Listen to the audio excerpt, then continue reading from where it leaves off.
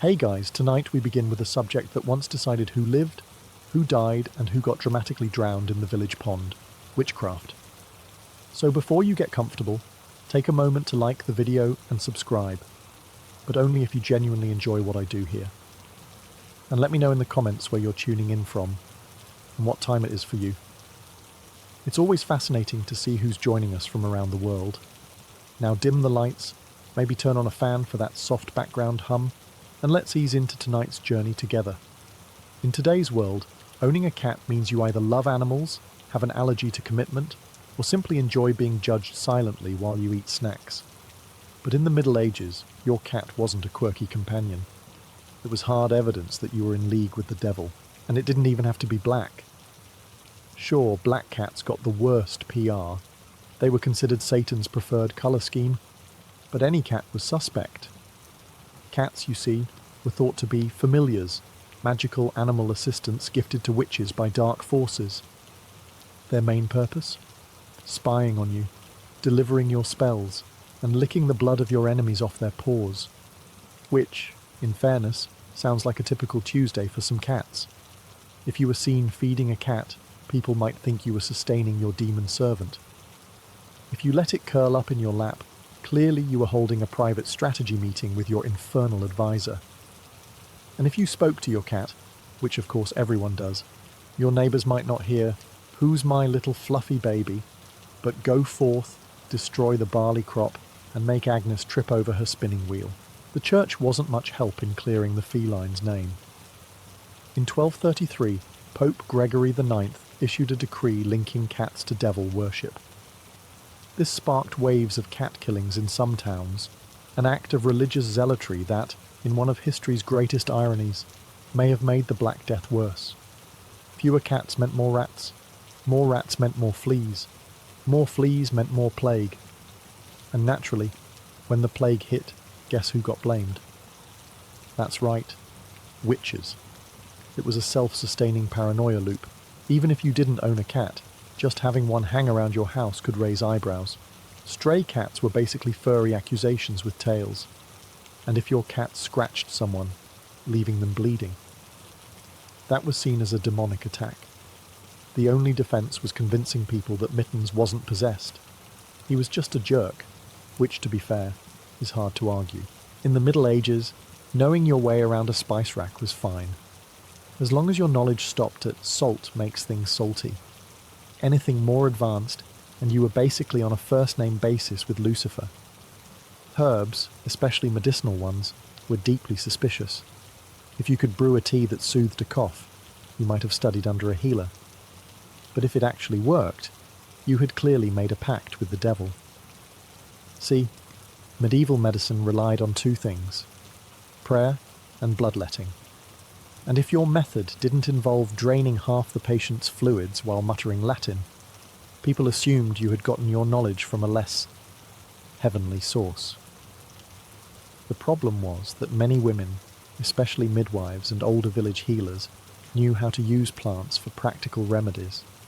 They could make salves for wounds, tinctures for fevers, and poultices for infections. To the average villager, this was impressive. To the local priest, this was suspiciously effective magic. It didn't help that some herbs had dual purposes. Chamomile could soothe an upset stomach, but also help someone sleep. Valerian could calm nerves, but also make people a little too calm if you used enough of it. And heaven forbid you knew about mandrake root, a plant so steeped in myth that digging it up was said to cause screaming that could kill you. Just owning some meant you probably used it to hex people in your spare time. Accusations often started small. You'd give a man a peppermint infusion for his indigestion. Later, he'd be seen feeling better, and instead of thanking you, someone would whisper, "That's not medicine. She's bewitched his insides." Next thing you know, you're on trial for sorcery, your entire garden being presented as Exhibit A. In fact, one of the more damning pieces of evidence in witch trials was the possession of an herb book, even if it was just a badly illustrated guide to which plants weren't edible. To the court, this wasn't education, it was a spell book in disguise. In the modern world, being left-handed just means you have a slightly harder time using scissors and will always smudge your handwriting. In the Middle Ages, it meant you were probably on Satan's payroll. The very word for left in Latin, sinister, eventually gave us the English word for evil. That's how deep the bias ran. Right-handedness was associated with order, goodness, and divine favour. Left-handedness? That was chaos, deception, and black magic. Basically, if God was right-handed, the devil was a southpaw. If you wrote with your left hand, you were writing backward. A suspicious skill that looked unnatural to medieval eyes. And let's be honest, medieval handwriting already looked like a series of arcane runes, so doing it left-handed probably looked like you were channeling dark forces. It didn't help that being left-handed made you stand out. People didn't like different in the Middle Ages. They liked exactly the same as the rest of us, so we can all sleep at night knowing nobody is secretly summoning storms. If you picked up a tool, a cup or a weapon with your left hand, you might hear someone mutter, "Mark my words, that one's trouble." Church art didn't do you any favours either. In religious paintings, Christ was often shown blessing with his right hand, while devils, sinners and the damned were depicted using their left. So if you so much as stirred a pot counterclockwise with your left hand, someone in the village might start pre-writing your confession. Even combat wasn't safe territory. If you fought with your left hand, people didn't think, "Oh, they're a skilled and unpredictable warrior." They thought, only a witch would switch the sword to their bad hand and still win. Which is flattering, but also life-threatening. Parents sometimes tried to fix left-handed children by tying their left hand behind their back until they learned to use the good one. And if that didn't work, well, there was always the whispering and side-eye at church. Today, talking to yourself just means you're either working through a problem, practicing a conversation, or realizing too late that people can hear you through your earbuds. In the Middle Ages, it meant you were casting a spell, probably on the person who overheard you. Self-talk in a medieval village wasn't a harmless habit. If you muttered while walking, people assumed you were whispering incantations to unseen spirits. If you did it near someone's house, well, congratulations. You just cursed their entire family and their goats. It didn't help that life back then was really quiet. No traffic noise, no TVs, no podcasts to mask your mumbling. If you whispered to yourself while feeding chickens, someone across the lane could hear every syllable and probably mishear it. "Please lay eggs" became "release the plague."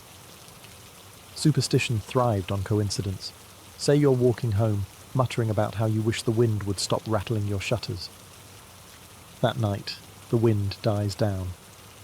The next morning, you wake up to a knock on your door. It's the local priest, here to ask why you're controlling the weather without permission. Even prayer could backfire. Whispering a personal prayer outside of church? Dangerous. Unless it was supervised Latin in front of a priest, your words were assumed to be suspicious.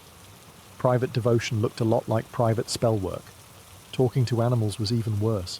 Sure, you might just be telling your cow she's a good girl, but to the average medieval gossip, you were commanding your demonic familiar to do your bidding. And cats? Don't even get me started. You could be discussing dinner plans and someone would insist you were instructing your feline to hex the miller's wife. People didn't need much to confirm their suspicions. If they already thought you were odd, your habit of muttering while sewing, gardening or brewing ale was all the evidence they required. In some trials, witnesses even testified to hearing strange words, which could have been anything from a made-up tune to your grocery list. In the Middle Ages, your social life was less about personality and more about avoiding the executioner's list. Too many friends? You were obviously bewitching people into liking you. Too few friends? You were obviously cursing anyone who came near you. It was a flawless system, if the goal was to make everyone paranoid. If you were unusually popular, people assumed it wasn't because you were charming, funny, or had the good bread recipe. No, you were enchanting people. Literally. How else could you explain half the village showing up to help you thatch your roof when they wouldn't even help their own cousins? Clearly, you'd been brewing love potions and sprinkling them into the communal ale. On the other hand, if you preferred to keep to yourself, the suspicion meter cranked up just as fast. Living quietly, avoiding gossip, and tending your own business. That was practically a written confession. Solitary people made perfect scapegoats for misfortunes. When the mill broke, the sheep got sick, or the baker's wife tripped over a chicken, someone would say, "Well, you know who never comes to festivals." Festivals were especially dangerous. If you danced too well, you were tempting men with your wicked moves. If you didn't dance at all, you were silently cursing the dancers. If you left early, you were sneaking home to perform rituals under the moonlight. And if you stayed until the end, you were gathering gossip for your next hex. Even family ties couldn't save you. If your relatives were popular, people might say you were leeching off their good reputation through magic. If your relatives were disliked, well, witchcraft clearly ran in the bloodline. The worst part was, you couldn't really change how you were perceived. Trying to even things out only made you look more suspicious. Go from shy to social? You'd been converted by dark forces. Go from social to quiet? You'd made a new pact and were plotting something big. In the Middle Ages, midwifery was one of the few respected roles a woman could have. Respected, that is, right up until something went wrong. Then it instantly became witchcraft in disguise. A midwife's job was to deliver babies, and given medieval survival rates, this was about as safe and predictable as juggling lit torches while blindfolded. If the baby and mother survived, clearly you'd called on dark powers to grant them life. If the baby didn't survive, clearly you'd sacrificed it to those same dark powers. It was a win-win for the accusers. The paranoia ran deep. Birth was dangerous in the Middle Ages, and no one understood biology well enough to separate bad luck from intentional malice. Complications like breech births, infections, or postpartum bleeding were common, and since someone had to be blamed, the midwife was the easiest target. It didn't help that midwives knew about herbs and remedies to ease pain or speed labour. These were often the same herbs used in other suspicious activities, so a birthing tonic looked a lot like a witch's brew, and heaven forbid you used anything unusual, like chanting, gentle massage, or, worst of all, boiled water. Such extravagance was proof you were doing something unnatural. Midwives also saw a lot of, well, everything. They knew private details about families, including who had been pregnant, who mysteriously wasn't anymore, and which child bore a suspicious resemblance to the blacksmith instead of the husband. This kind of knowledge made people nervous.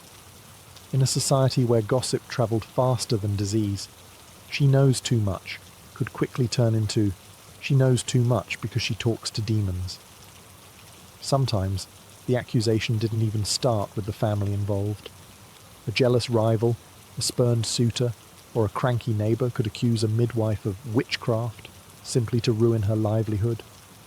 All it took was one bad outcome, or one healthy baby whose parents didn't like you, and the whispers began. In the Middle Ages, meteorology wasn't a science, it was a blame game. And if a storm, frost, drought, or oddly shaped cloud happened near your home, the explanation was simple. You did it. It didn't matter that weather patterns were beyond anyone's control. If hail flattened the barley crop, someone had to be responsible. And you, with your slightly odd habits and unfortunate location, fit the bill perfectly. A lightning strike in your yard? Proof that you were summoning fire from the heavens? A late frost just before planting season?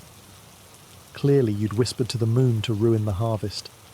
Rain was particularly suspicious. Too much of it and you'd summoned floods. Too little and you'd bound the clouds. The fact that you benefited just as little from bad weather as everyone else didn't matter. Logic was optional. Some accusations were hilariously specific. In parts of Europe, it was believed witches could milk storm clouds the way farmers milked cows. If a sudden downpour hit after you'd been seen in the fields, people assumed you'd been squeezing rain out of the sky for personal gain.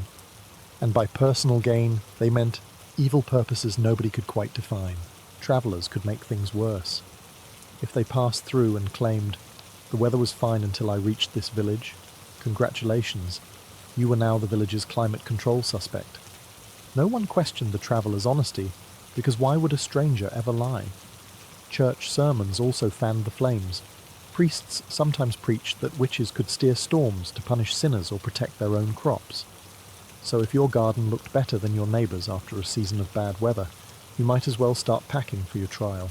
Your only real defence was luck, and not living near any major weather events.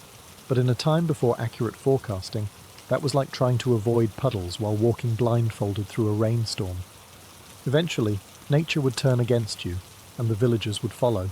In the Middle Ages, your skin wasn't just skin. It was evidence. A mole, a freckle, a birthmark, or any odd bump could be interpreted as a witch's mark, proof that you'd signed a contract with the devil. Forget written agreements. Medieval demons apparently preferred to initial their deals directly on your body.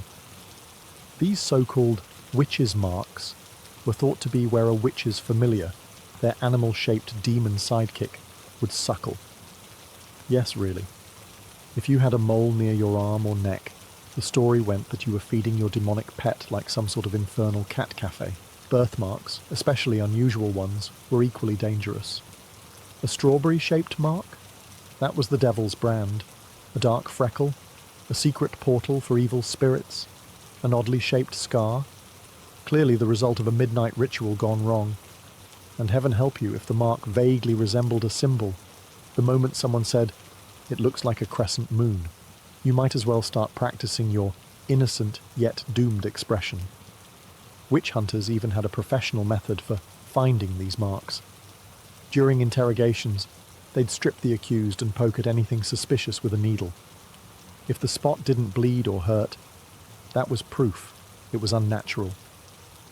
Of course, nerves vary on the skin, so sometimes you just didn't feel the poke, and congratulations, you were now guilty. It wasn't just about where the mark was, it was about whether you could explain it. If you said you'd been born with it, people assumed you were born a witch. If you claimed it appeared later in life, clearly it had shown up after your pact with dark forces. Either way, your argument didn't stand much of a chance against mob logic. Some unlucky souls were even accused because of perfectly normal beauty marks. What might get you a modelling contract today would have gotten you a front row seat at your own execution back then. The irony? Those same marks were sometimes considered lucky in other cultures, but medieval Europe wasn't exactly known for embracing alternative viewpoints. In the Middle Ages, medicine was basically a coin toss, except the coin was weighted heavily toward death. Recovery was slow, painful, and often more dangerous than the original illness. So if you healed someone quickly, you clearly weren't following the approved medieval medical procedure. Bleed them, pray over them, and hope they didn't die of an infection from the leeches. The logic went like this. Illness came from God, either as a test or a punishment. Therefore, curing someone too swiftly was interfering with divine will. If you managed to fix a fever overnight, that wasn't a blessing. It was sorcery. This put healers in a bind. If they worked slowly and patients suffered, they were just doing their job. But if they worked too efficiently, they were meddling in unnatural ways. It was the medieval version of no good deed goes unpunished. Herbalists were especially at risk. A tea made from willow bark could bring down a fever in hours. And since no one understood it contained a natural painkiller, basically medieval aspirin, people assumed the only explanation was magic. And not the fun, sparkly kind, the kind that came with pitchforks and torches. Even pure coincidence could doom you. Let's say the baker's wife has been bedridden for a week, and you bring her some soup. She drinks it, feels better, and gets up the next morning. Instead of thanking you, she and half the village are now debating whether you used a resurrection spell. Congratulations, your chicken broth is now legally a curse, and heaven forbid you healed someone the local priest didn't like. If the patient was unpopular, their recovery might be seen as proof you were helping the wrong sort of people. Suddenly, you weren't just a witch. You were in league with the village troublemakers too. To make matters worse, some healers did keep their recipes secret, not because they were magical, but because they didn't want others stealing their trade. Unfortunately, secrecy was all the proof anyone needed to accuse you of occult knowledge. In the Middle Ages, life expectancy wasn't exactly generous, but that didn't mean you could get away with your husband dying too soon. If you found yourself widowed at a young age, the villagers weren't going to say, "What a tragedy."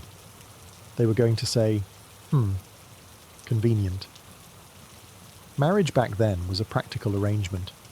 A husband's death often meant property changing hands, debts vanishing, and, most suspicious of all, a woman suddenly having more independence than was considered safe. In a society terrified of women making their own decisions, being a young widow was practically an engraved invitation for witchcraft accusations. If your husband had been ill for months, it was suspicious. You'd let the sickness linger so you could inherit his land. If he died suddenly, that was even worse. Clearly you'd poisoned his ale or whispered him into the grave with some bedtime hex. And of course, the condition of your late husband's soul was also up for debate. If he died peacefully, you'd lulled him into the afterlife with your dark charms. If he died screaming, well, you were obviously dragging him to hell personally. No matter the details, you were at fault. Even your behaviour after the funeral could make things worse. If you grieved too little, you were cold-hearted and probably thrilled to be rid of him. If you grieved too much, you were overcompensating to hide your guilt. If you moved on quickly, you'd clearly planned the whole thing. And if you didn't remarry, you were probably living off the devil's pension. Some widows were accused simply because they had the audacity to survive their husbands. In an age when men were seen as protectors, a woman doing just fine on her own meant she must have unnatural help. Spoiler: unnatural help was code for witchcraft. Of course, widowed men didn't face this same scrutiny. If a man remarried 3 weeks after his wife's funeral, people said, well, he needs someone to cook for him. If a woman remarried quickly, she was labelled a black widow, sometimes literally. In the Middle Ages, unusual was a very low bar. Something as simple as a strange-looking spoon, a shiny rock, or a book you couldn't read could land you in front of the local magistrate, explaining why you weren't in league with the devil. The rule of thumb was simple. If people didn't recognise it, it was dangerous. And since most villagers' experience with technology stopped at the plough, that covered quite a lot. A compass? Witchcraft? A magnifying glass? Sorcery? A seashell? Even if you lived hundreds of miles from the coast? Obviously a cursed object from a mermaid you'd bribed with your soul. Jewellery was especially risky. If you wore a ring with an unfamiliar design, people assumed it was a talisman that let you summon storms or read minds. And heaven help you if it was engraved in a language no one recognised, even if it was just bad Latin from the local blacksmith who thought he was clever. Books were even worse. Since literacy rates were abysmal, the average person saw writing as a suspicious art form, like drawing symbols for demons to interpret. An herbal guide could be mistaken for a spell book, and a family recipe written down might be seen as a dangerous grimoire for summoning delicious yet evil pies. Sometimes the unusual object was just something foreign. Trade goods from other regions could be exotic and beautiful, but they also screamed, "I've been somewhere strange and picked up otherworldly knowledge." A carved figurine from a distant market might be seen as a protective charm. Not for you, but for the demonic forces you were allegedly working with. Of course, there was also the problem of forgetting you even owned the thing. Many witch trials included an accused person being shocked when an inquisitor pulled something from their home and declared it evidence. An odd-shaped rock, a dried plant, or a bottle of oil. You might think, that's just something my aunt left me. But to the court, it was practically Exhibit A in the case of you versus the eternal flames of damnation. In the Middle Ages, timing wasn't just important for comedy. It was the difference between being a harmless villager and being the devil's jester. Laugh at the wrong moment, and you might as well start gathering kindling for your own execution. If you laughed during a church service, that was practically a signed confession. The devil, they said, was whispering jokes in your ear to distract the faithful. Never mind that the priest had just mispronounced something in Latin so badly it sounded like he was blessing a goat. Your smirk was now solid evidence of demonic possession. Funerals were another minefield. People expected solemn grief, but if you happened to smile or chuckle, maybe because a pallbearer tripped, or because you remembered something funny the deceased once said. The village gossip chain instantly shifted into overdrive. "She's not sad," they'd say. "She's pleased, because she caused it." Even harmless moments could turn dangerous. Imagine the miller is telling a boring story about his grain shipments, and you zone out, thinking about something else entirely. You suddenly laugh at your private thought, and now everyone assumes you're sharing an inside joke with your invisible demonic familiar. Sometimes the suspicion wasn't even about what you laughed at, but when you didn't laugh. If the lord of the manor told a joke and you didn't force out a chuckle, people wondered if you were silently cursing him. So either you laughed too much, too little, or in the wrong tone, all of which could apparently be classified as witchcraft. And heaven forbid your laugh itself sounded strange. A loud cackle, a snort, or an unusually high-pitched giggle was an open invitation for accusations. Villagers believed witches had unnatural laughter, never mind that the local ale could make anyone sound like a lunatic after a few mugs.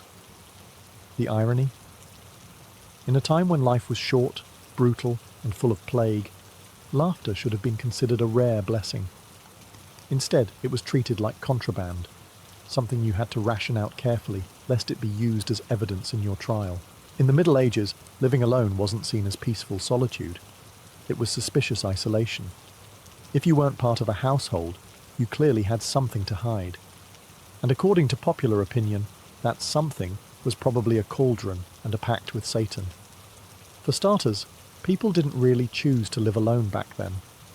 Extended families crammed into cottages, apprentices bunked with masters, and widows usually moved in with relatives.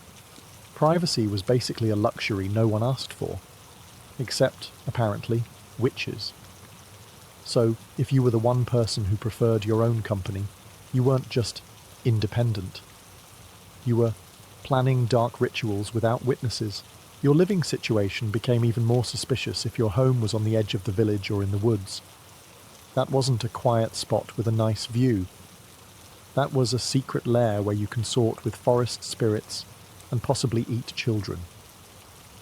Never mind that the main reason you lived there was probably because rent was cheaper and the neighbours didn't steal your firewood. And let's be honest, isolation had some practical appeal. You didn't have to deal with gossip, unwanted guests, or someone borrowing your only good cooking pot.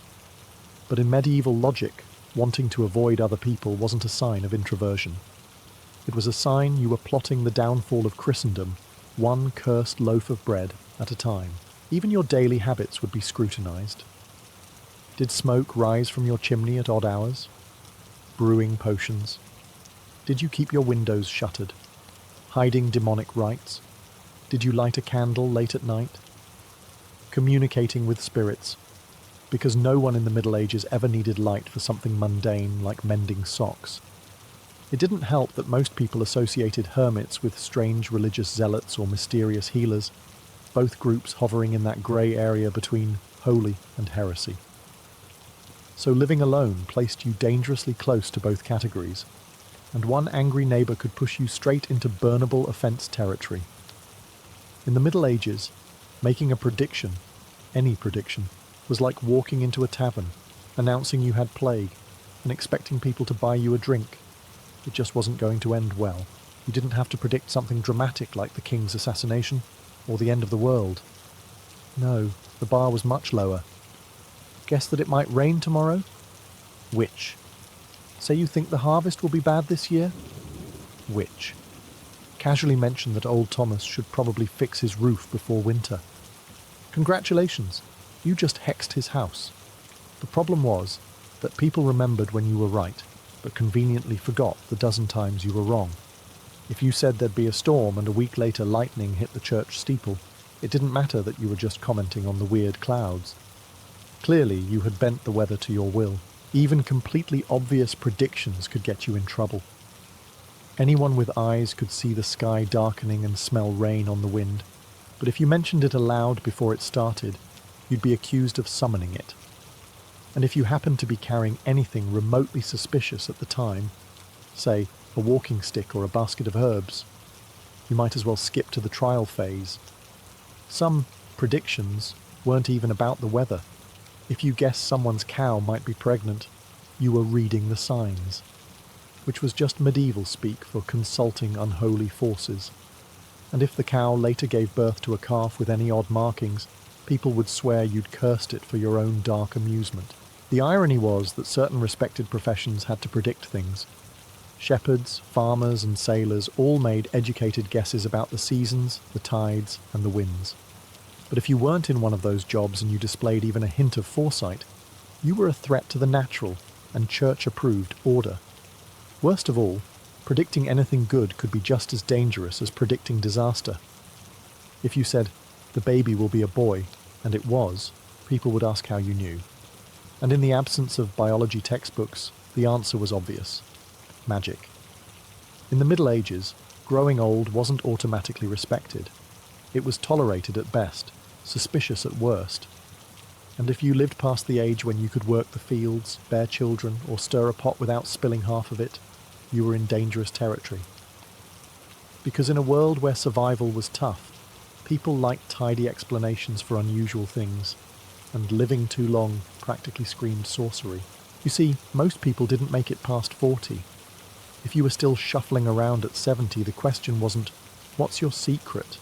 It was, "Whose soul did you steal to get here?" Longevity was viewed less as the result of good genetics and more as the byproduct of dark pacts, especially if you looked spry enough to carry your own firewood. The risk only grew if you outlived most of your peers. With fewer people around to remember your youth, you could be cast as anything in the village's collective memory. The mysterious midwife, the bitter neighbour, the woman who once muttered something about rain in 1346 and was eerily correct. By the time you hit your 80s, you weren't a person anymore. You were a walking, talking repository of suspicious stories. Even the normal signs of aging worked against you. Wrinkled skin, proof the devil had marked you. Failing eyesight, obviously the result of too many late-night rituals by candlelight. A hunched back. That's what happens when you've carried a cauldron around for decades. And let's not forget the medieval obsession with witches' teeth. If you were missing a few, people might assume you'd used them in potions. And heaven help you if you were still mentally sharp. In a society where most people couldn't read, knowing things, especially at your age, could only mean one thing: you were hoarding forbidden knowledge. You weren't wise, you were dangerous. To make matters worse, older women were particularly vulnerable. Without a husband to protect them, they were seen as socially adrift, and therefore more likely to be spending time with less reputable company, like spirits or demons. The year was 1119, and the Holy Land stood at a fragile crossroads. The First Crusade had ended 2 decades earlier, leaving a scattering of Christian-held territories in a region still brimming with hostility. The streets of Jerusalem might have felt safe within the city walls, but beyond them, the roads leading to sacred sites were perilous. Pilgrims, poor farmers, noble ladies, even repentant knights, were being ambushed by bandits, enslaved by raiders, or simply killed for their meagre possessions. Every journey to the Holy Sepulchre risked becoming a one-way trip. Into this dangerous world stepped a French knight named Hugues de Payan. A man of deep piety but also clear-eyed practicality, Hugues saw that swords could serve Christ as well as prayers. With 8 fellow knights, he swore a solemn oath in the presence of the Patriarch of Jerusalem, to live as monks, to fight as soldiers, and above all, to protect pilgrims making their way to holy places. This was no small commitment. The men renounced personal wealth, took vows of poverty, chastity, and obedience, and pledged their lives to a cause that could end at any roadside ambush. Their headquarters was no ordinary lodging.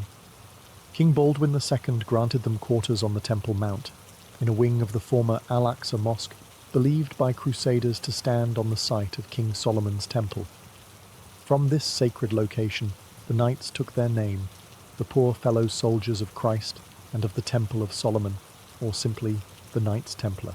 Their appearance was stark and symbolic, a plain white mantle for purity, marked with a bold red cross for martyrdom. They were not wandering mercenaries. They were an armed brotherhood, accountable only to the Pope himself. This made them immune from local political squabbles, a fact that would both empower them and, in time, make them dangerous to their enemies. In their early years, the Templars were few in number and modest in resources, relying on donations from nobles in Europe who saw them as the Church's sword arm in the East.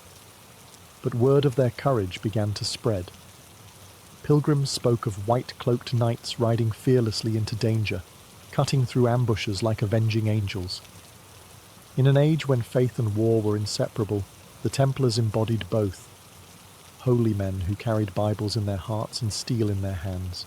It was the beginning of an order that would grow far beyond its humble origins, building a legacy of castles, wealth, and mystery that would haunt history for centuries.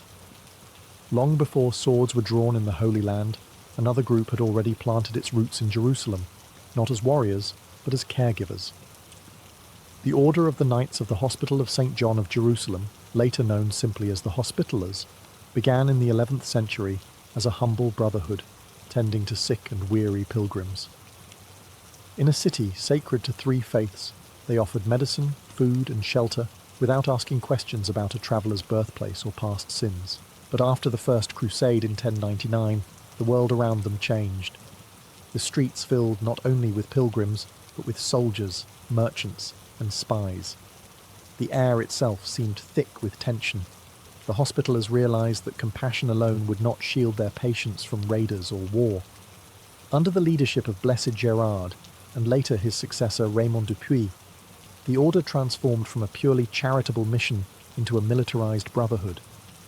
The black cloak they had worn as healers gained a new emblem, a white, eight-pointed cross, symbolizing the virtues they vowed to uphold: faith, humility, mercy, and justice among them. Their role expanded dramatically. No longer confined to hospital wards, the Hospitallers built and manned formidable castles across the Crusader states. Fortresses like Crac de Chevalier in Syria, whose walls would come to be feared by Muslim armies and admired by fellow Crusaders. Within these walls, their dual identity thrived. In one hall, they cared for the sick and wounded. In another, they trained with sword and shield, preparing for the next call to arms. Unlike the Templars, whose reputation rested heavily on elite battlefield prowess, the Hospitallers cultivated a balance between war and charity. A Hospitaller knight might spend one day defending a fortress tower from a siege, and the next changing bandages in a hospital ward. This blend of martial skill and compassion won them widespread respect among both allies and, grudgingly, enemies. Papal recognition in 1113 cemented their independence, placing them under the direct authority of the Pope, free from local rulers' control. This autonomy allowed the Hospitallers to grow wealthy and powerful through donations of land and treasure from across Europe. Every noble who sought spiritual redemption found the Hospitallers a worthy cause to support. By the mid-12th century, the order had become a cornerstone of Crusader defense and logistics. They were not simply soldiers or medics. They were the lifeline of the Crusader states, standing watch over both the living and the dying, in a land where the two were often only a sword's length apart.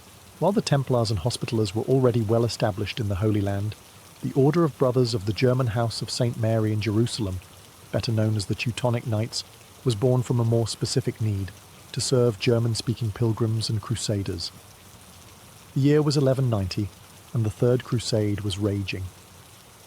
Outside the besieged city of Acre, the conditions were grim. Disease, heat, and wounds claimed more lives than swords. Among the chaos, a group of merchants from Lübeck and Bremen erected a field hospital under a simple tent of ship sails. Its mission was humble but vital, to care for their countrymen in a foreign land where language barriers could mean the difference between life and death. What began as a makeshift infirmary soon grew into a recognized order. In 1198, under the blessing of Pope Innocent III, the Teutonic Knights were formally established as a military monastic order, blending the Hospitallers' healing mission with the Templars' martial discipline. Their habit was striking, a white mantle bearing a bold black cross, a stark contrast to the sunburnt sands of the Levant. Initially, their numbers were small, and their influence limited compared to the older orders. But they had one advantage: strong ties to the Holy Roman Empire. Many of their recruits were seasoned German knights, loyal to their homeland's rulers and eager to carry imperial prestige into the Crusader states.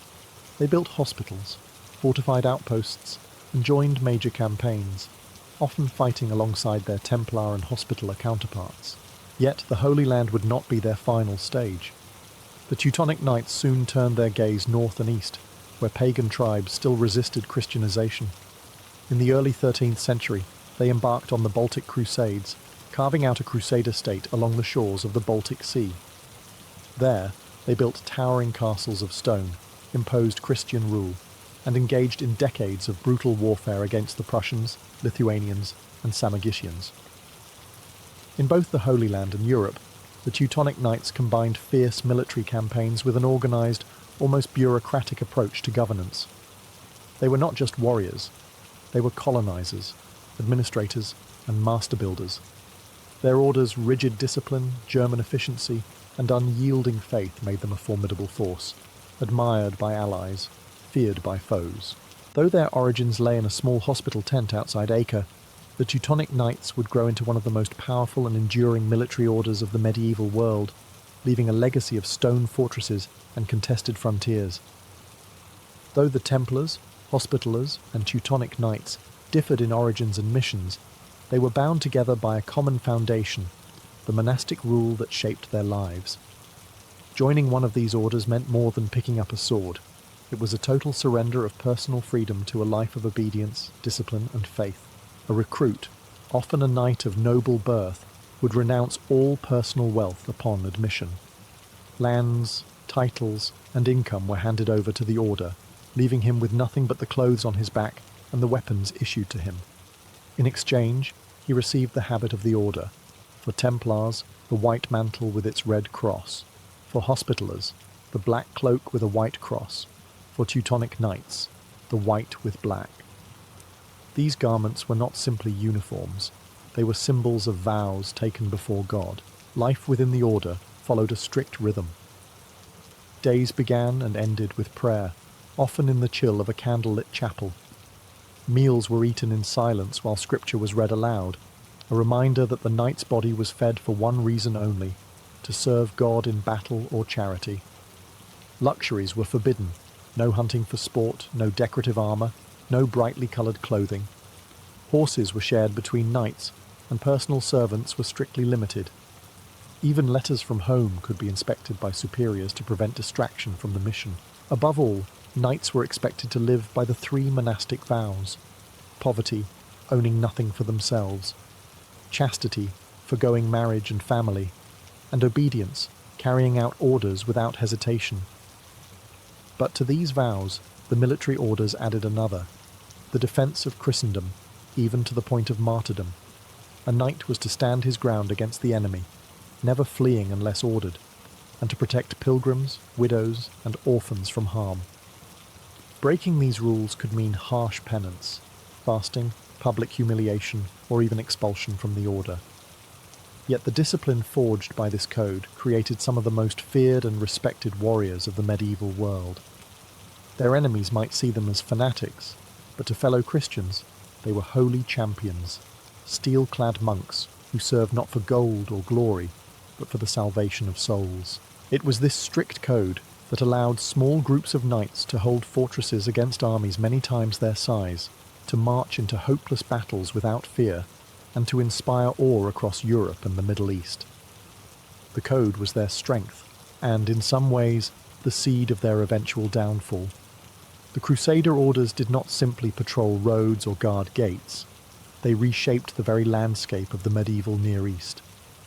Castles were their lifeblood, both symbols of power and anchors of survival in a hostile land.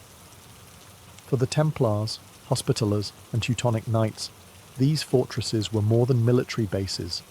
They were centres of administration, supply depots, and rallying points for Christian defence. One of the most legendary was Crac des Chevaliers, a Hospitaller stronghold in modern-day Syria. Perched high on a hill, it looked almost like a city unto itself. massive concentric walls, deep moats, and towers that could rain death on any approaching army.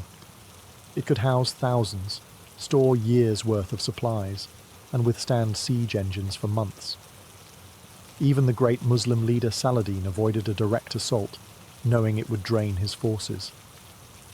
The Templars had their own chain of fortresses, each strategically placed to guard key routes.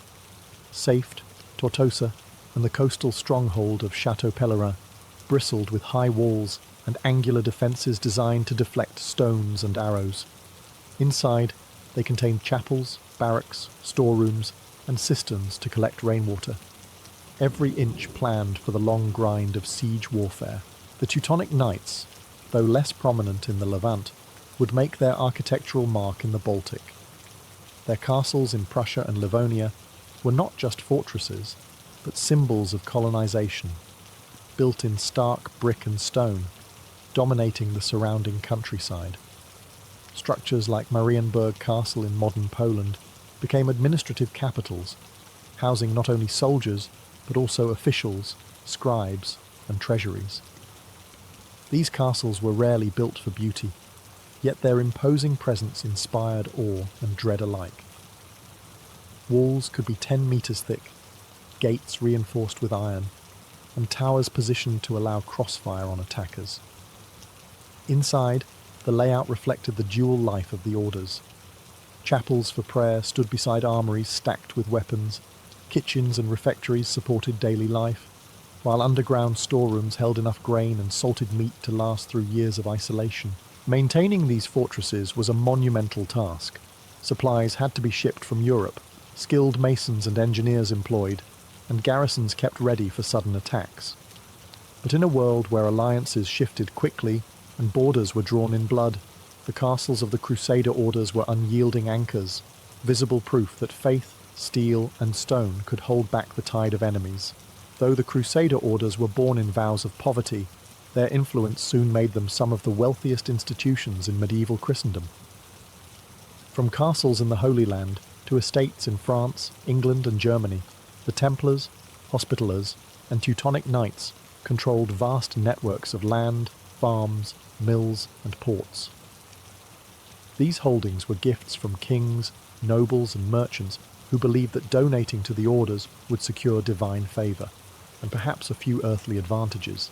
The Templars, in particular, mastered a skill that would change European finance: banking. Pilgrims travelling to the Holy Land faced a dangerous problem. Carrying large sums of coin made them prime targets for thieves. The Templars solved this with a system of letters of credit. A pilgrim could deposit funds at a Templar preceptory in Europe, receive a written note, and then withdraw the equivalent in the East. This not only kept the pilgrim safe, but also allowed the Templars to transfer and invest funds on a massive scale. Soon, kings themselves began using Templar treasuries. The order became bankers to monarchs, financing wars, managing royal revenues, and safeguarding national treasures. Their network of fortresses doubled as secure vaults, each garrison a heavily armed branch office. The Hospitallers, though less involved in banking, accumulated their own immense resources through rents, agricultural production, and the spoils of war. Their estates in Europe funded hospitals, castles, and fleets, ensuring their military and charitable work never lacked supplies. The Teutonic Knights, operating in the Baltic, built a self-sustaining economy from conquered lands, levying taxes, monopolizing trade routes, and exploiting resources like amber, a luxury commodity in medieval Europe. Wealth brought undeniable advantages: better armor, stronger castles, and the ability to hire skilled mercenaries when manpower ran short. But it also drew suspicion. In an age when the church preached humility, the sight of warrior monks dining well, wearing fine cloaks, or holding sway over kings could provoke envy and fear. Still, for centuries, their riches underpinned their military and political dominance. These were not isolated bands of sword-wielding zealots. They were global organizations, with logistical networks stretching from London to Acre, from Lubeck to Cyprus. Their coin could buy ships, armies, and influence, making them as much a force in medieval politics as on the battlefield. In the Crusader era, Gold and faith marched hand in hand, and the military orders knew better than anyone how to wield both. The military orders were forged in the crucible of war, and their reputations were sealed on blood-soaked battlefields. From the Levant to the Baltic, the Templars, Hospitallers, and Teutonic Knights fought in some of the most desperate campaigns of the medieval world, often as the shock troops who could turn the tide, or as the last to stand when all hope was gone. One of the Templars' most famous moments came at the Battle of Montgisard in 1177. King Baldwin IV of Jerusalem, stricken with leprosy, led a vastly outnumbered force against Saladin's army. The Templars charged with ruthless precision, shattering the Muslim vanguard and throwing Saladin's ranks into chaos. The victory was a stunning display of discipline over numbers, cementing the Templars' legend as fearless warriors. The Hospitallers earned their own immortal glory during the Siege of Rhodes in 1480, centuries after the loss of the Holy Land. Facing a massive Ottoman fleet and tens of thousands of soldiers, the Hospitallers held out for weeks, their walls battered but unbroken. Every breach was met with sword and shield, and their blend of medical care and martial ferocity kept the defenders fighting even as casualties mounted. The Teutonic Knights, meanwhile, shifted the theatre of war northward. Their defining moment came at the Battle of Grunwald in 1410, when they faced a combined Polish-Lithuanian force. The clash was one of the largest in medieval Europe, and for the Teutonic Order, it ended in disaster. Their Grand Master fell, thousands of knights lay dead, and their power in the Baltic began to wane. Yet even in defeat, their disciplined formations and heavy cavalry charges were remembered as models of medieval warfare. The orders also played crucial roles in less famous but equally vital campaigns, defending supply lines in the Holy Land, escorting pilgrims through enemy territory, and launching raids deep into hostile lands to disrupt enemy logistics. Their mobility, training, and iron discipline allowed them to fight both in open field battles and in grueling sieges, adapting to terrain and circumstance. In victory, they were hailed as God's champions. In defeat, they were martyred in the eyes of their supporters. Their banners, whether bearing the red cross, the white eight-pointed cross, or the black cross, became rallying points on battlefields from Jerusalem to Prussia. These campaigns, both glorious and tragic, carved the orders into the stone of history, not just as monks or warriors, but as symbols of an era when faith and war marched as one. The Crusader orders had been born in the age of the Great Crusades, but as the centuries passed, the world that had created them began to change. By the late 13th century, the Christian strongholds in the Holy Land were falling one by one. The Templars fought fiercely at Acre in 1291, but when the city fell, the last major Crusader outpost in the east was gone. The orders retreated to Cyprus, Rhodes, and eventually Malta. But the dream of a Christian kingdom of Jerusalem was over. Without their original mission, the orders faced an identity crisis. They still possessed immense wealth, vast lands in Europe, and powerful armies, but no longer fought for the same unifying cause that had made them indispensable. And in an age when kings grew wary of rivals, that made them dangerous. The Templars faced the harshest fate. In 1307, King Philip IV of France, deeply in debt to the order, moved against them with ruthless efficiency. On a single day, Templars across France were arrested, accused of heresy, blasphemy, and secret rites. Under torture, many confessed to impossible crimes. Pope Clement V, under Philip's pressure, dissolved the order in 1312. Its lands were seized, its leaders burned at the stake, and the once proud Red Cross vanished from the battlefields of Europe. The Hospitallers and Teutonic Knights survived longer, but not without decline. The Hospitallers relocated to Rhodes, becoming a naval power against the Ottomans, yet they never regained the scale of influence they once held. The Teutonic Knights suffered a crushing blow at Grunwald in 1410, and their Baltic Empire slowly crumbled under the pressure of rising nation-states and the Protestant Reformation. By the 16th century, the great age of the crusading orders was over. gunpowder had transformed warfare, making the towering stone castles that once symbolized their dominance increasingly obsolete. Monarchs now commanded standing armies, reducing the need for independent knightly orders. Yet their decline was not merely military, it was political. In an era when centralized power was everything, independent institutions with their own armies, fortresses, and treasuries could not survive without the favor of kings. For some, like the Templars, that favor vanished overnight. For others, it faded slowly, replaced by suspicion, envy, and the shifting priorities of a Europe entering the Renaissance. The legacy of the orders would live on, but their golden age, when a knight could be both monk and warrior, banker and builder, was gone forever. The fall of the great Crusader orders did not end their story, it transformed it. Stripped of their political power and military might, they entered a new battlefield: memory, myth, and legend.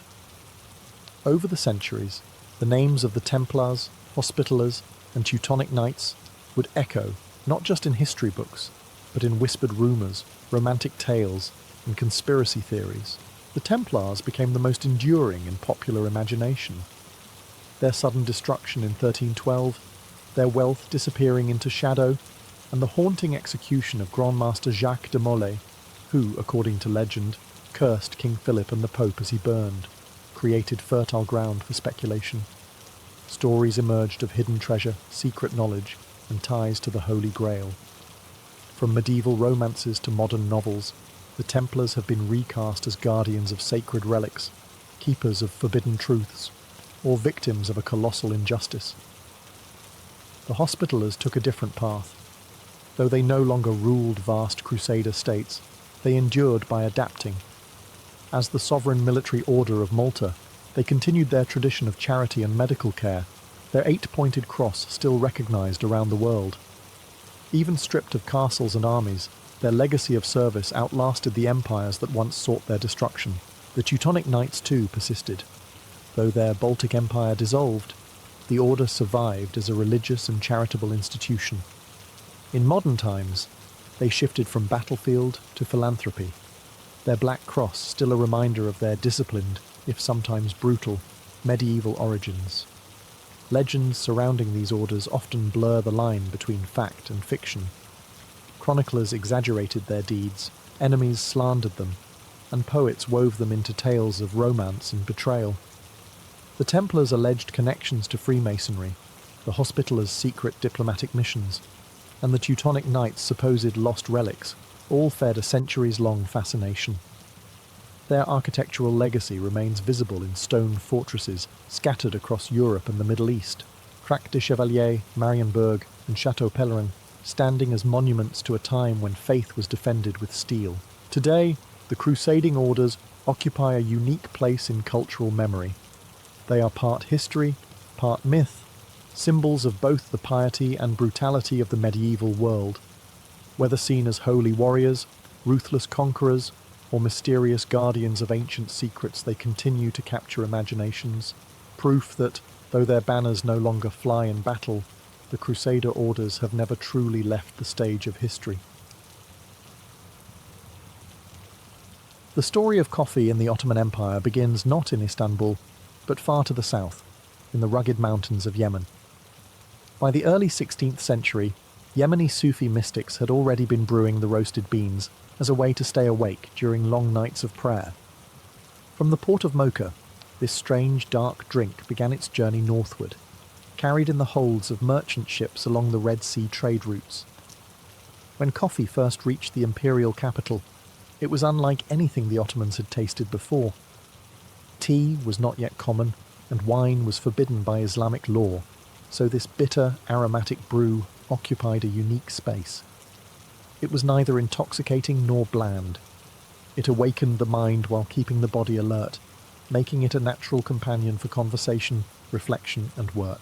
The earliest cups in Istanbul were served in the private chambers of the elite. Palace kitchens experimented with the drink, perfecting its preparation in small copper pots known as kesve, and serving it in delicate porcelain cups without handles. The Ottomans quickly elevated coffee to an art form, Finely ground beans were simmered slowly over low heat, often sweetened and sometimes spiced with cardamom. The brewing process became almost ceremonial, a performance in miniature. Coffee's arrival coincided with a period of intense cultural flourishing in the Ottoman capital. Istanbul in the mid-1500s was a melting pot of languages, faiths, and trades, its markets teeming with goods from 3 continents. Coffee fit perfectly into this cosmopolitan atmosphere. Merchants from Syria, Yemen, and Egypt found eager customers among Istanbul's residents, who were always keen to sample the latest luxury from abroad. At first, coffee remained a drink for the wealthy and well-connected. Bags of beans were expensive, and brewing required specialized utensils. But its popularity grew rapidly, and soon the demand outstripped the palace walls. Traders began importing coffee in bulk, and enterprising vendors prepared it for common citizens. What had once been a rare indulgence of the court started appearing in workshops, markets, and street corners. By the time the first public coffee houses opened in Istanbul in the 1550s, the drink had already transformed from an exotic curiosity into a social necessity. In just a few decades, coffee had not only entered Ottoman life, it had begun to reshape it. From humble Yemeni origins, it was on its way to becoming the beating heart of urban culture in one of the world's greatest empires. By the mid-16th century, coffee had spilled beyond the confines of elite households and palace kitchens, and Istanbul was ready for a new kind of social space. The city's bustling streets, lined with spice markets, bathhouses and mosques, now gained an entirely new fixture: the public coffee house. The earliest recorded establishments appeared around 1554, founded by 2 enterprising men from Aleppo and Damascus. They recognized that coffee was more than a drink. It was a reason for people to gather. In these modest shops, small copper pots simmered over glowing charcoal, filling the air with a rich, earthy aroma. Wooden benches lined the walls, and customers sat shoulder to shoulder, sipping from porcelain cups as they engaged in conversation, watched storytellers, or played backgammon. These coffee houses were revolutionary for Ottoman urban life. Until their arrival, most public gathering spaces were tied to religion, trade, or leisure activities like the bathhouse. The coffee house created a neutral ground, open to merchants, artisans, scholars, soldiers, and travellers alike, where social boundaries could blur. A janissary might find himself sharing a table with a poet, or a merchant might overhear a debate between 2 theologians. The atmosphere was lively, often accompanied by the clack of game pieces, the rhythmic recitation of poetry, or the laughter of friends exchanging gossip. A single cup of coffee might last an hour, giving patrons ample time to talk, listen, and observe. Unlike taverns, which served alcohol, coffee houses encouraged clear-headed discussion, making them safe havens for both spirited debate and quiet reflection. Coffee house owners quickly learned that the environment mattered as much as the drink. Many decorated their spaces with carpets, lamps, and calligraphy. Some hired musicians or storytellers to keep patrons entertained. Others became known for their particular brewing style or for adding unique spices to the coffee. It didn't take long for these establishments to spread across the empire. From the capital to provincial towns, coffee houses became landmarks in the urban landscape. They served as morning meeting spots for tradesmen, afternoon retreats for scholars, and nighttime stages for performers. But their openness also attracted attention from the authorities. Here, conversations could wander from harmless poetry to sharp political critique. Within just a few years of their rise, coffee houses would become both cherished centres of community and suspect arenas in the eyes of the state, a dual reputation that would follow them for centuries. From their earliest days, Ottoman coffee houses became more than places to drink coffee. They were stages for culture. In a city where literacy was prized but not universal, these spaces brought the arts to life through performance. The moment you stepped inside a well-known coffee house in Istanbul's Tahtakale or Üsküdar districts, you might be greeted not by a merchant calling for orders, but by the rhythmic, almost hypnotic voice of a storyteller. Storytellers, known as medders, were masters of the spoken word. With a cane in hand and a scarf over their shoulder, they shifted effortlessly between characters, mimicking voices and weaving tales drawn from Ottoman history, folklore, and the wider Islamic world. They could make sultans seem as human as a neighbour, and turn everyday mishaps into comedies that had the entire room laughing. Coffee houses gave these performers a platform, and in return, the meadows gave coffee houses their soul. Poetry, too, thrived in these smoky rooms. Patrons recited verses by the great Ottoman poets like Baki and Fuzuli, or improvised their own in a spirit of friendly competition. Poetic duels, where two wordsmiths exchanged witty couplets on the spot, were as exciting as any backgammon match. The slow sipping of coffee seemed to encourage both the patience to listen and the creativity to speak. Music was another frequent guest. Some coffee houses became known for the soft strains of the oud or ney, their melodies blending with the low murmur of conversation and the clink of cups. In certain venues, shadow puppetry performances, karagos and hasivat, would draw crowds in the evenings, their playful banter and social satire making both children and adults laugh. These artistic gatherings blurred the lines between entertainment and education. Stories carried moral lessons, poems conveyed philosophical reflections, and songs preserved oral traditions. For many, the coffee house was not just a social venue, but an informal school, one where you could learn history, language, and wit without ever opening a book. As word of these vibrant gatherings spread, artists and intellectuals began to seek out coffee houses as places to test new ideas, refine their work, or simply find an audience.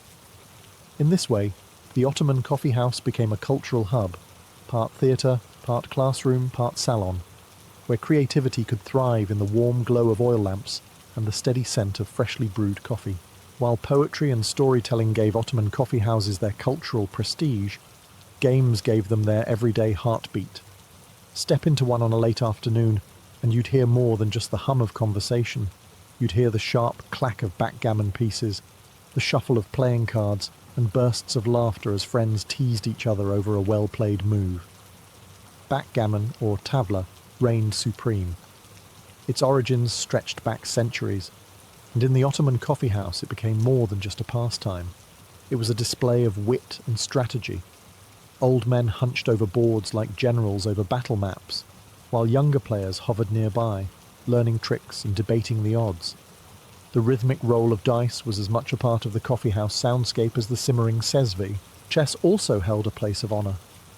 Patrons who fancied themselves intellectuals would engage in slow, deliberate matches, drawing on tactics as old as Persia itself. A single game could stretch for hours, accompanied by sips of coffee and murmured analysis from onlookers. For many, these games were not just entertainment. They were a way to test one's mind, patience, and composure. Card games, often imported from Europe, added variety to the leisure mix, though they occasionally sparked moral debates. Some religious scholars frowned upon their association with gambling, yet in many coffee houses they were played in a friendly spirit, with wagers limited to pride and bragging rights. Leisure in the coffee house extended beyond the games themselves. It was in the pauses between moves, in the long, companionable silences, and in the quiet observation of passers-by through open doors. Here, men escaped the pressures of work and family for an hour or two, finding comfort in routine. Regulars had their favourite spots, and friendships deepened over countless shared cups. The coffee house was also a place where news was traded as quickly as gossip. Merchants shared rumours about market prices, travellers brought tales from distant provinces, and political developments often arrived here before they were formally announced. A game board might pause mid-match while a patron recounted a new decree from the palace or a scandal from the court. In the Ottoman coffee house, leisure was never idle. Every game, every chat, and every sip of coffee wove together into a rich tapestry of daily life, a blend of competition, camaraderie, and the unhurried pleasures that made these establishments indispensable to the rhythm of the city. As Ottoman coffee houses flourished, they became more than cultural salons and gaming parlours. They evolved into political nerve centres. The same qualities that made them ideal for poetry and leisurely debate also made them perfect for the exchange of political ideas. In an empire that stretched across 3 continents, Information travelled in fragments, rumours, and whispers, and the coffee house was where those fragments came together. Inside, merchants from the bazaar discussed changes in tax policy. Janissaries shared grievances about their pay, and clerks speculated on shifts in the Sultan's court. A single conversation might jump from the price of grain to the latest military campaign, weaving together local concerns with imperial affairs. The coffee house gave ordinary citizens, who had no place in the halls of power, a forum to voice opinions and measure the mood of the city. This openness, however, did not escape the attention of the authorities. Sultans and their viziers quickly recognized that coffee houses could act as incubators for dissent. Political satire, woven subtly into a storyteller's tale or a shadow puppet play, could carry sharper criticism than any public speech. News, real or exaggerated, spread rapidly from one coffee house to another, often faster than the state could control. Some rulers tried to curb the influence of these establishments. In the 17th century, Sultan Murad IV famously banned coffee entirely, sending soldiers to patrol the streets for violators. The official reasoning was moral. Coffee was accused of fostering idleness and moral decay, but the underlying concern was its role in gathering politically minded crowds. Still, even under such bans, coffee houses often operated in secret, their doors closing quickly at the sight of patrols, the aroma of brewing coffee hidden behind the smell of cooking. Despite intermittent crackdowns, the political life of the coffee house persisted. In many ways, it was the Ottoman equivalent of a public square combined with a newsroom. Ideas could be tested here, grievances aired, and alliances forged over shared cups. By the 18th century, the authorities realized that coffee houses were too deeply ingrained in urban life to eliminate. Instead, some rulers placed informants among the patrons, listening to the flow of conversation and reporting back to the palace. In this way, the coffee house remained both a symbol of free exchange and a reminder that in the Ottoman Empire, even the most casual conversation could carry weight in the corridors of power. One of the most remarkable features of the Ottoman coffee house was its ability to bring together people who, outside its doors, might never share the same space. In a society layered with social, economic and professional divisions, the coffee house blurred boundaries in ways few other institutions could. A typical Istanbul coffee house in the 17th or 18th century might host an astonishing mix. A bearded imam pausing between lessons at the mosque, a wealthy silk merchant from the bazaar, a weathered sailor fresh from the docks, a janissary in full uniform, and a poet seeking inspiration. Here they sat side by side on wooden benches, sipping from the same kind of cup, listening to the same storyteller, laughing at the same witty remark. This social mixing was partly due to coffee itself. Unlike wine, it carried no religious prohibition, and unlike lavish feasts, it was affordable to most city dwellers. A single serving cost little, making it accessible to apprentices, artisans, and labourers. At the same time, the refined preparation and elegant presentation appealed to scholars, officials, and members of the elite. Occupations often shaped coffeehouse clientele. Certain venues became unofficial headquarters for specific trades. Porters gathered in one, scribes in another, sailors in a third. Yet even in these specialised settings, visitors from outside the trade were welcome, drawn in by the warmth of the stove in winter or the cool shade in summer. Religious and ethnic diversity also played a role. In cosmopolitan cities like Istanbul, Aleppo, and Salonika, Muslims, Christians, and Jews sometimes shared the same coffee house, especially in neighbourhoods where trade and travel brought communities into close contact. Though tensions could flare, the shared rituals of ordering, serving, and drinking coffee often smoothed over differences, at least for the length of a cup. This mingling of classes and communities was both the charm and the danger of the coffee house. For ordinary people, it offered a rare chance to hear perspectives far beyond their own circle. News from distant provinces, gossip from the palace, or philosophical musings from a learned stranger. For the authorities, however, the idea of janissaries chatting freely with merchants or artisans debating with scholars hinted at a dangerous levelling of social hierarchies. Still, it was precisely this blend of voices that gave the Ottoman coffee house its unique energy. Within its walls, status mattered less than wit, eloquence, and the ability to hold your own in conversation, a small but significant taste of equality in a hierarchical world. In the Ottoman Empire, the coffee house was a male-dominated space, a public stage where politics, games, and debates unfolded among men of all ranks. Women, by custom and social expectation, did not frequent these establishments. This absence has often led to the impression that coffee culture was an exclusively male domain, but the reality was more complex. Women were deeply involved in the culture of coffee, just in different settings. In the private sphere of the home, coffee played a central role in hospitality, courtship, and social visits. A young woman's skill at brewing coffee could even influence marriage prospects, and elaborate serving sets became prized possessions in a dowry. Female guests were served coffee in gilded cups, often alongside sweetmeats, and these intimate gatherings mirrored the conversational and leisurely spirit of the public coffee house, just without the public exposure. Some wealthier women participated in coffee culture through the imperial court. In the Topkapi Palace, elite women of the harem enjoyed coffee as a daily luxury, served by specialized coffee attendants.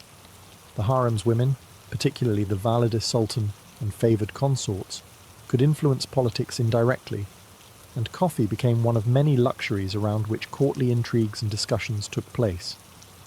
While it was rare for women to step into public coffee houses, there were exceptions. In cosmopolitan port cities or frontier towns, foreign women, particularly from Europe, sometimes visited out of curiosity, recorded in travellers' accounts as spectacles that surprised local patrons. In certain provincial towns, mixed-gender coffee houses existed on the margins of Ottoman norms, though they were often tied to inns, markets, or entertainment venues. The question of women's presence in coffee houses occasionally entered public debate. Conservative critics feared that any mingling of men and women in such spaces could erode moral boundaries. Yet these same critics often ignored the vibrant female coffee culture that thrived behind closed doors, where women engaged in the same games, storytelling, and gossip that enlivened the male spaces. In the 19th century, as Ottoman society modernized, new public venues such as European-style cafes and patisseries began to blur these gender divisions. Women of the upper and middle classes, particularly in cosmopolitan centres like Istanbul and Izmir, began to appear in select public coffee houses, still a minority, but a sign that the boundaries were shifting. Thus, while the Ottoman coffee house in its classic form remained a male preserve, women were never absent from coffee culture itself. They simply nurtured their own parallel tradition, one equally rich in conversation, hospitality, and the ritual pleasure of the brew. For all their popularity, Ottoman coffee houses lived under a shadow of suspicion. To the sultans and their advisors, these bustling hubs of conversation were double-edged swords, places of social bonding, yes, but also fertile ground for gossip, satire, and potentially dangerous political talk. The first major crackdown came in the early 17th century under Sultan Murad IV, a ruler famed for his strictness and his personal austerity. Murad believed coffee houses encouraged idleness, undermined public morals, and, most dangerously, served as meeting grounds for dissenters. In 1633, after a devastating fire in Istanbul, blamed, perhaps unfairly, on careless coffee-house patrons, Murad ordered the closure of all such establishments. Coffee itself was banned, and violators faced harsh punishments, sometimes even execution. Yet the closures never truly killed coffee-house culture. Many establishments went underground, operating discreetly behind shuttered doors or disguised as private homes. Patrons learned to hide their cups and sezves at the first sign of patrols. The bans became a cat-and-mouse game between authorities and citizens, with enforcement varying depending on the ruler's temperament. Later sultans, while less severe than Murad, still treated coffee houses warily. The concern was not just moral decay, but political risk. The Janissary Corps, whose loyalty was vital but unpredictable, often gathered in coffee houses. These meetings could be harmless camaraderie, or the seedbed for mutinies. In times of unrest, shutting down coffee houses became an easy way for the government to disrupt potential conspiracies. Even in peaceful times, coffee houses drew suspicion, because they were hard to control. Unlike the mosque, they were not under direct religious supervision. Unlike the marketplace, they were not tied to official trade guilds. They were semi-autonomous spaces, run by private owners and filled with free-flowing talk, a combination that made bureaucrats uneasy.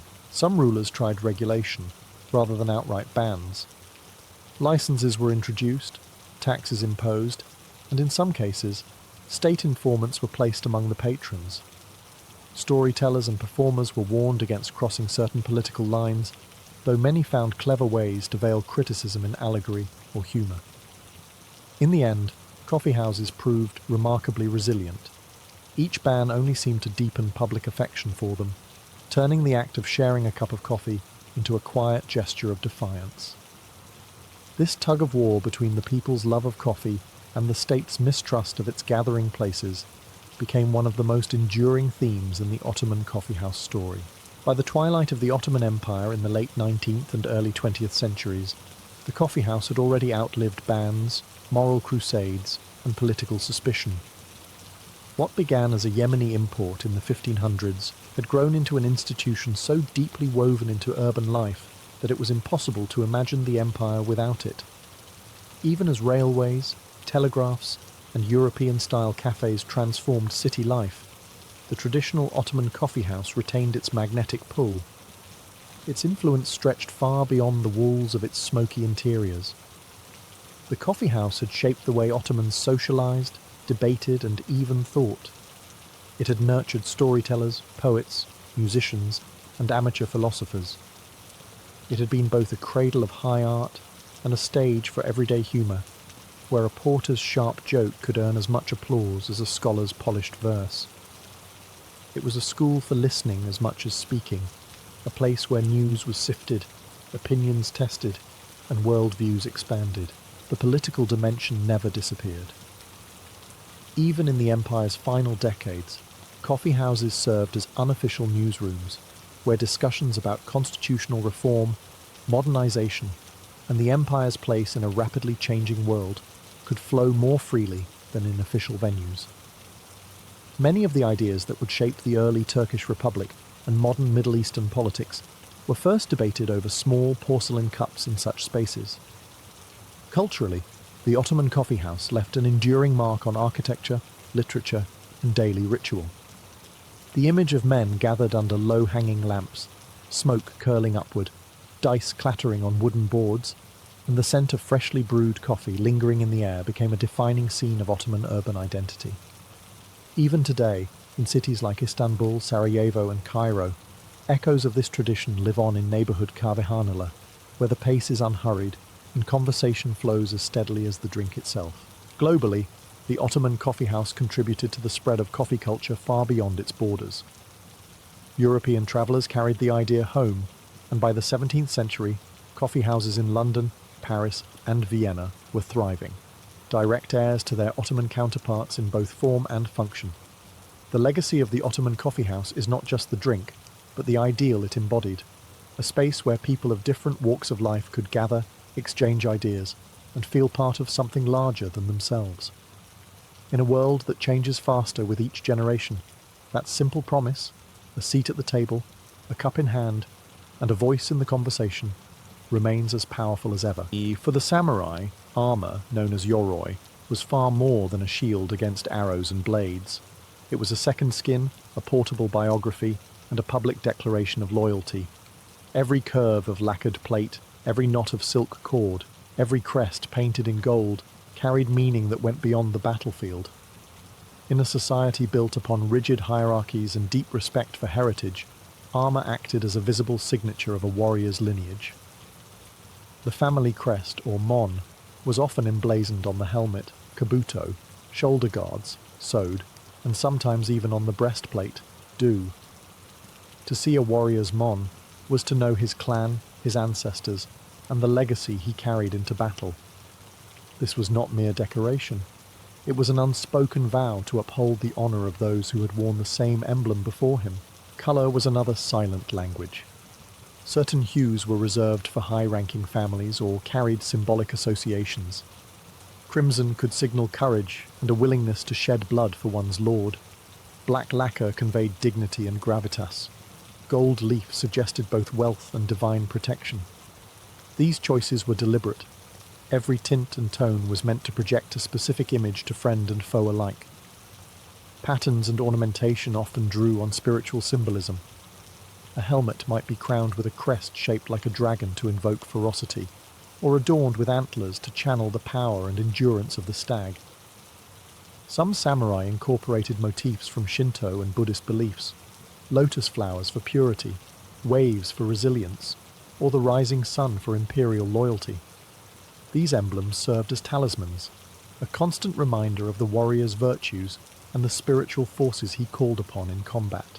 Even the lacquered finish itself was more than practical. The glossy surface repelled water and protected the underlying metal or leather, but it also created an almost mirror-like sheen, allowing the armor to gleam in sunlight. A subtle form of intimidation on the battlefield.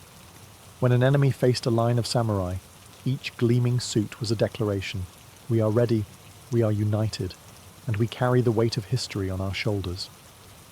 To wear yoroi was to embody one's clan, faith, and personal honor. In the mind of the samurai, the armor was not simply clothing for war, it was an extension of the soul. Removing it after battle was not just a matter of loosening cords, it was a return from a heightened state of being, where every plate and knot had transformed a man into the living image of his lineage. For the samurai, putting on armor was never done in haste. It was a deliberate, almost ceremonial act, one that could take an hour or more when done properly. This was not merely about strapping on protection, it was about mentally and spiritually crossing the threshold from daily life into the disciplined state of readiness for combat. The process often began with purification.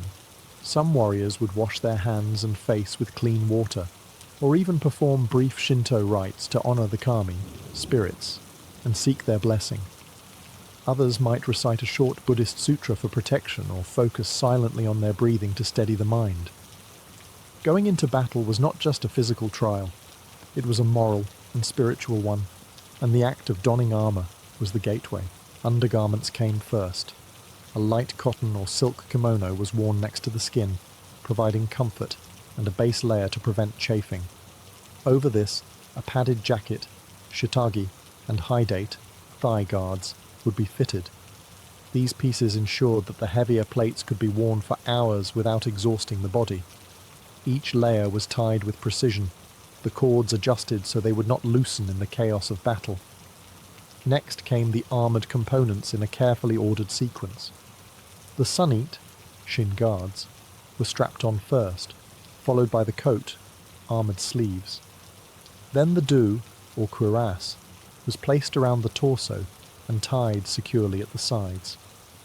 This central piece was often the most ornate, bearing the clan crest prominently. The sword, shoulder guards, followed, wide and flaring to protect against downward strikes. The helmet, kabuto, was often left for last, as it signalled the final moment before readiness. Secured under the chin with a shinobi no-o cord, the kabuto's weight and enclosed feeling reminded the warrior that from this point forward, he was no longer an individual. He was a samurai in battle form. Assistants, usually retainers or fellow warriors, often helped in the process. This was not simply for efficiency, but as a mark of trust and solidarity. The act of tying another man's armor was intimate and significant. It meant you were preparing him for life or death struggle. By the time the final knot was tightened and the last plate polished with a sleeve, the samurai was transformed. The ritual of preparation had honed his focus, anchored his resolve, and reminded him that he carried not just his own fate, but the honor of his clan into whatever lay ahead. Among all the pieces of samurai armor, none carried more symbolic and psychological weight than the kabuto, the helmet. It was the final piece placed upon the warrior's head before stepping into battle, and with it came a transformation, not just in appearance, but in spirit. If the yoroi was the body of the samurai's honor, the kabuto was its crown. The design of a kabuto was as much art as it was engineering. Its bowl, or hachi, was often made from dozens of overlapping metal plates riveted together, creating a structure strong enough to deflect arrows and sword strikes. The front featured a visor, mabizashi, sometimes curved outward to shield the eyes and add a fearsome silhouette. At the back, layered neck guards called shikoro fanned out, protecting the nape without restricting movement. But the kabuto's function extended far beyond protection. It was a visual declaration. Many bore elaborate maedate, crest-like ornaments mounted on the front, which could take the form of gilded horns, fearsome demons, dragons, or stylized clan emblems. These designs were not random decoration. They were carefully chosen symbols meant to inspire allies, intimidate enemies, and proclaim the wearer's identity across the battlefield. A warrior advancing under a pair of towering antlers or a golden sunburst was instantly recognizable, even in the chaos of combat. Inside the kabuto, the ukabari, a silk or cotton lining, helped absorb sweat and provided comfort. The helmet was secured by the shinobi no-o, a cord tied firmly beneath the chin. This knot was critical. If too loose, the helmet could slip at a decisive moment, but if too tight, it could choke the wearer during exertion. Adjusting it was a small but deliberate act, signalling that the samurai was now fully enclosed in his warlike form. There was also etiquette in how the kabuto was handled. It was never placed carelessly on the ground or tossed aside. When not worn, it might rest on a lacquered stand, sometimes displayed in a position of honor in the warrior's home. In ceremonies, it was polished until it gleamed, reflecting the care and pride of its owner. The kabuto was more than just a piece of armor. It was a statement of readiness, a banner for the head, and often a family heirloom passed from one generation to the next. When a samurai lowered it onto his head, it was the final step in a transformation from man to warrior, sealing his role as both protector and representative of his clan's honor. If the kabuto was the crown of the samurai, the do, the cuirass, was its beating heart. This central piece protected the torso, the core of the warrior's body, where a single well-placed arrow or sword thrust could end a life. But the do was more than just protection. It was the canvas upon which a samurai displayed his clan identity, personal taste, and even his philosophy of combat. The do evolved over centuries, beginning as heavy iron or leather plates, and gradually transforming into the lacquered, segmented marvels of the Sengoku period. The armor was often constructed from horizontal lames, kozain, small scales of iron or hardened leather, laced together with silk cords in intricate patterns. These cords, called odoshi, were not just functional. Their colors carried symbolic meaning and could denote rank, clan, or battlefield role. Wearing the do followed its own etiquette. It was fastened around the torso with cords tied in precise knots, ensuring a snug fit without restricting breathing. The front and back panels overlapped to provide extra strength over vital areas. A well-fitted do allowed the samurai to twist, draw his bow, or wield his sword with minimal hindrance, a reminder that mobility was as important as protection. The surface of the do was often a work of art. Some bore the family crest, mon, in gold leaf. Others featured lacquered designs of dragons, waves, or clouds, invoking strength, resilience, and divine favor.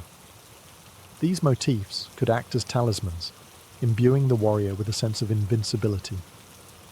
For those of higher rank, the finish was immaculate, the lacquer polished to a deep shine that caught the light on the battlefield, an intimidating sight for any opponent. Donning the do was a moment of transition. Assistants or retainers might hold it in place as the cords were tightened, checking each knot for security. For a samurai, this step was both practical and symbolic. The chest, home to the heart and lungs, was now shielded by the honor of the clan. In some traditions, a warrior might whisper a brief prayer at this stage, acknowledging the vulnerability of his body and placing his fate in the hands of the gods. Once secured, the do gave the samurai the feeling of being encased in resolve.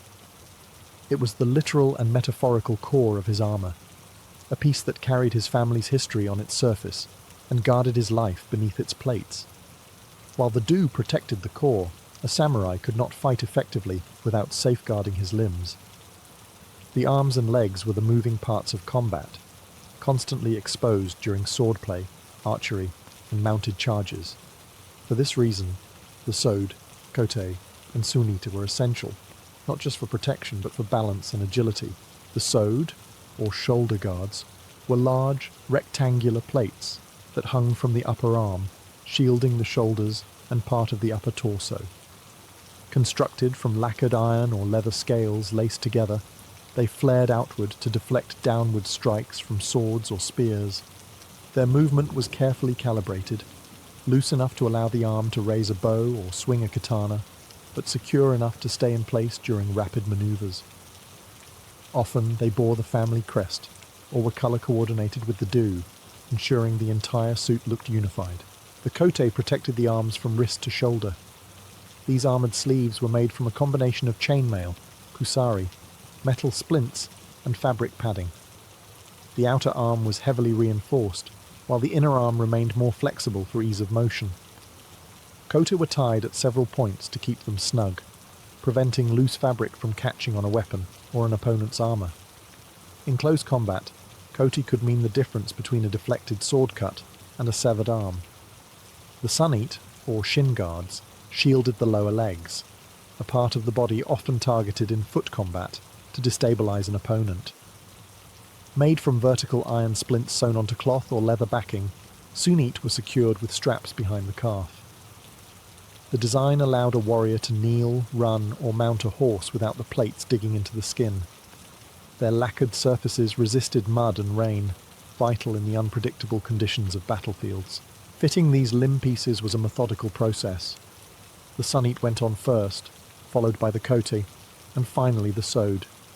Each step checked for comfort and stability. Assistants often adjusted them to ensure no part of the armour shifted in the heat of combat. Beyond function, these components completed the samurai's silhouette. The flaring sword, articulated kote, and sturdy sunite gave the warrior a balanced, imposing form. They were the moving defences of the armour, enabling offence and defence to work in harmony, proof that samurai armour was as much about precision engineering as it was about ceremony and honour. In the art of samurai armour, the lower body was never neglected. While the upper torso and head drew the most attention, strikes to the thighs, hips, and groin could be just as lethal. The heidate and kusazuri formed the essential defences for this vulnerable region, allowing the warrior to move freely while shielding him from slashes, arrows, and glancing spear thrusts. The heidate were thigh guards worn beneath the kusazuri, strapped directly over the kimono or padded undergarments. They consisted of small rectangular iron or leather plates sewn onto a fabric panel, which wrapped around the front of the thighs like an apron. The design ensured flexibility. The plates overlapped slightly to provide coverage without locking the legs into rigid positions. When kneeling or riding, the heidate flexed naturally, preserving agility in the heat of battle. Above them hung the kusazuri, skirt-like strips that extended downward from the bottom edge of the do. Usually made in multiple flaring panels, the kusazuri were constructed from rows of lacquered scales laced together, matching the colour and style of the cuirass. Their primary role was to protect the hips, pelvis, and upper thighs, areas particularly exposed when the samurai leaned forward in combat or while mounted. The kusazuri also served an aesthetic function, completing the visual unity of the armour. They expanded the silhouette of the samurai, making him appear broader and more imposing. The rhythmic sway of the panels as the warrior moved added to his presence, almost like the robes of a ceremonial dancer. Except these panels could deflect a sword blow. Fitting these pieces was part of the armour's careful ritual. The heidate were tied first, snug around the waist and upper legs. Then the kusazuri, already attached to the do, were adjusted to hang evenly. The spacing between the panels was crucial. Too tight, and the panels would hinder leg movement. Too loose, and they might leave dangerous gaps in protection. Symbolically, these lower body defences represented steadfastness and stability. Just as a building relied on a strong foundation, a samurai relied on his lower body for power in strikes, balance in stances, and endurance in long battles. Protecting it was both a practical necessity and a metaphor for protecting the base of one's strength. Together, The Hydate and Kusazuri turned vulnerable flesh into a fortified base, enabling the samurai to move with confidence, knowing that every step forward was supported by both engineering and tradition. A samurai's armor might have been built from steel, leather, and lacquer, but it was the cords and belts that held the entire ensemble together. Without them, the suit would be nothing more than a scattered pile of plates. The obi, the broad belt, and the network of himo, armor cords, were the hidden lifelines of yoroi, binding not only its parts but also the warrior's sense of order, discipline, and composure. The obi was the foundation. Worn snugly around the waist, it supported the weight of the swords and sometimes even bore part of the armor's load. Made from thickly woven silk or cotton, the obi was strong, yet flexible, able to be tightened or loosened quickly as needed. When donning armor, it was usually tied first, ensuring a stable base before adding heavier components like the do and kusazuri. The obi also positioned the swords correctly, katana edge up on one side, wakizashi or tanto on the other, so that drawing them was fluid even under the encumbrance of armor. The himo, or armor cords, were more intricate. These silk laces threaded through small holes in the plates, binding components together in a system both functional and decorative. The pattern and colour of the lacing could identify a clan or indicate rank, but the practical role was paramount. These cords kept armour sections articulated and secure during combat. Tying them was an art. Assistants often helped weave and knot the cords, ensuring each section sat precisely where it should. A poorly tied knot could mean disaster in battle, a loose sewed flapping at the wrong moment, a shifting do that exposed the ribs. For this reason, tying armour was done with the same seriousness as sharpening a blade. Knots themselves carried etiquette. Certain ties were meant to be easily undone for quick removal after battle, while others were locked tightly for maximum security. Samurai trained to know the difference, both for their own armour and when assisting comrades. Symbolically, these bindings represented unity between armour pieces, between warrior and clan, and between the physical and spiritual preparation for battle. A fully laced suit was a complete whole, just as the samurai's body, mind, and purpose were aligned once he was ready to fight. In the end, the cords and belt were more than practical fasteners. They were the invisible threads that turned separate parts into a living suit of honour, holding together not just the armour, but the warrior's readiness to step onto the battlefield. For a samurai, armour was not merely equipment. It was an heirloom, a companion, and often a sacred object. To neglect it was to dishonour oneself and one's ancestors. Just as a blade required constant sharpening, armour demanded regular care to keep it battle-ready and worthy of the warrior who wore it.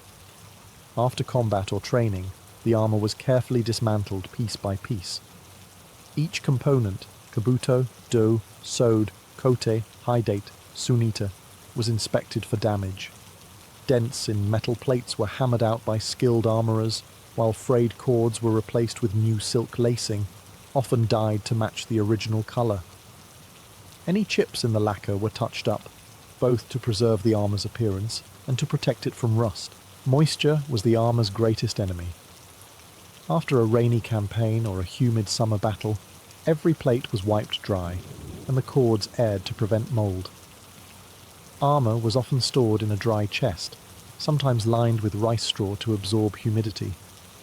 The kabuto might be displayed on a lacquered stand, but it was always covered with a cloth to shield it from dust and sunlight. Cleaning was not just practical, it was ceremonial. Some samurai treated the process as a form of meditation, taking the time to reflect on the battle just fought and to prepare mentally for the next. The slow rhythm of untying cords, wiping lacquer, and folding garments became a way of transitioning from the heightened state of combat back to the stillness of everyday life. Respect for armour extended to how it was handled. Dropping a piece carelessly, stepping over it, or placing it in a dirty spot was considered deeply disrespectful.